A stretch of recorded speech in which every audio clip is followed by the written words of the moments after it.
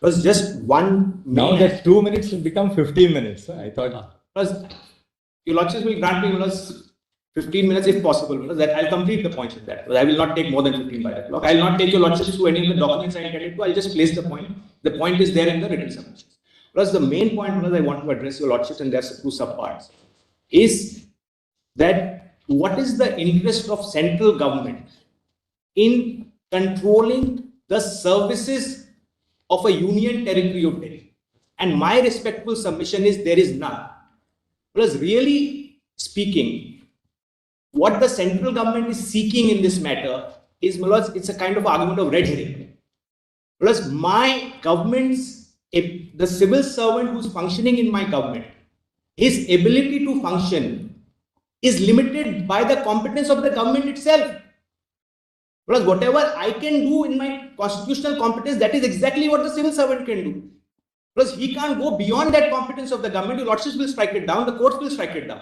So, what is the real interest, if any at all? And my respectful submission is there is none of the central government in controlling day to day the civil servants who are serving in the government of NCT of Delhi or denying the entry 41. Because in that respect, two aspects I want to place before your lordships. One is, what is the experience of global capitals across the world? Plus, there are three different, there is a 2009 book, your lordships will have the supplementary written submissions which we have placed. Plus, para 9 words. I'm not going to read, I'm just going to place the point.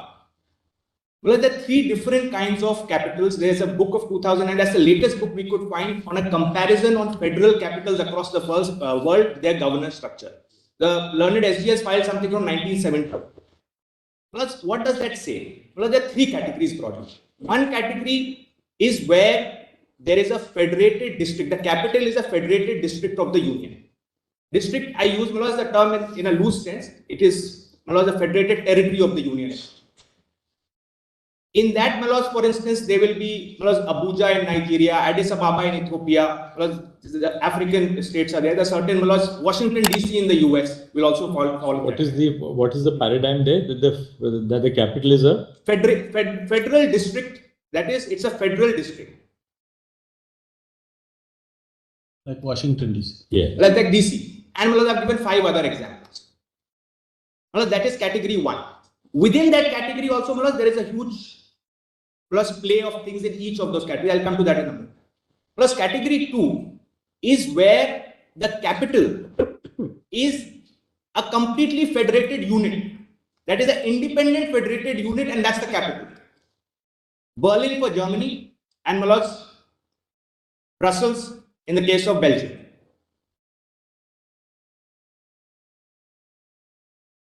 The third category of lordships is where the capital is in the province of a full-fledged state. The capital city is in the province of a full-fledged state. So if Delhi were in Uttar Pradesh, if Delhi were... Capital is in the province of a state. Is that in the province of a state? Ottawa, in Canada is in the province of Ontario. And if there is a fourth category, really South Africa, it doesn't formally have a capital. Well, all the South African constitution says the parliament will be in Johannesburg. There is no formal capital. The executive government is in Pretoria, and the constitutional court is the constitutional court is in Johannesburg. The parliament is in Cape Town, and the executive government is in Pretoria. There is no formal capital. But if we look at the divergence of administrative structures in all of them, there are three things which stand out. One is the area of competence given to the local government. Second is there a legislative override? That is, a central legislature overrides the local legislature. Third is there an executive override? Does the central executive override the local executive? There is a range of combinations. So, at the most federated level is something like Berlin, which is very high degree of competence. The width of the competence area is broad. No legislative override, no executive override. And the other end of the spectrum is very narrow competence. Legislative override, executive override. But in none of them, and that's important for our case, none of them, the services in the local government are sought to be controlled by the center. In none of them, across the board, irrespective of the combination of these three factors, that within the area of competence, the federal government seeks to say, I will control your officers. It just doesn't happen.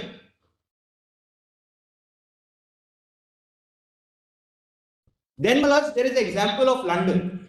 My lords, like your lordship is aware, London, my lords, is the most centralized democracy, not just possibly in the Western world, but in the world. Similar to Article 39AA, in 1999, they enacted a Greater London Authority Act 1999. They established a Greater London Authority. That, my lords, established a directly elected assembly, 25 members of the assembly, and a mayor. Well, there have been 3 mayors in London till now: Ken Livingstone, Boris Johnson, who then became the Prime Minister, and presently is a gentleman called Sadiq Khan. But interestingly, it's a little similar. When Boris Johnson was the mayor, the Labour government was in power in the centre. And today Sadiq Khan is from Labour and the Tories are in power. So, but there, Section 67 and 70, your lordships will just make a note, it's there in my written submission. The power to appoint the staff to set their conditions of service, everything is with the authority. Why should I have a central government have any interest in that? And this is not even a federated system. The first line was the examples I gave of federated systems. UK is not even a federation. Well, their House of Lords is not like our Rajya Sabha, which represents state interests. The House of Lords is a bunch of peers which are appointed through a certain process, but there's no federal interest. Well, even in a country where there's no federal interest, the management of the capital at a local level, there's no interest of the central government in controlling the services of that.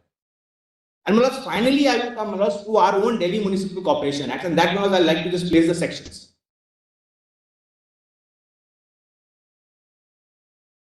Plus the MCD Act, which has been enacted by the Parliament.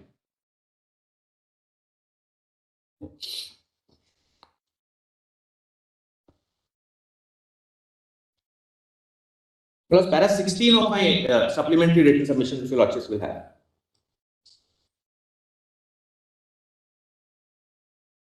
Plus section 89 and 90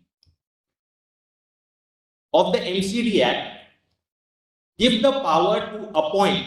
Well, section 89 is for important posts. Your lordships will just make a note of it. For important certain designated posts, the power is with the corporation itself. That is with the elected arm. Corporation is the elected arm. And under section 89, the power is with the corporation itself. Yes.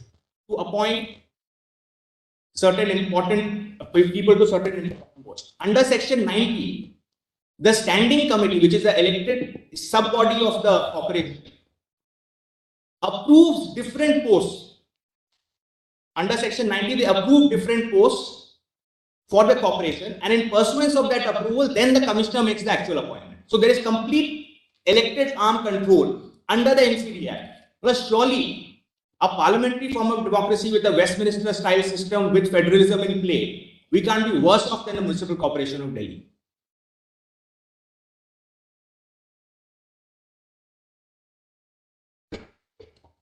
So the power to appoint is again there, not given to the center, but that's right. And Mullahs, insofar as any concern, I possibly cannot see any concern of the union in the day-to-day administration of the government of Delhi. And your lordships will test this, because all matters of federalism which has come before this court are in the context of 2 different political parties. That's been the jurisprudence in the 70s. Before that, because one party ruled, we didn't even have cases before this court. Plus, your lordships will give a construction which will bear the weight of competing priorities by 2 different political parties. anything else, Mr. Bharat? So, Malaj, finally, if there is a concern, if at all, once services come in the remit, if there is at all a concern, plus that can be taken care of by Article 239AA4 proviso, the power of reference.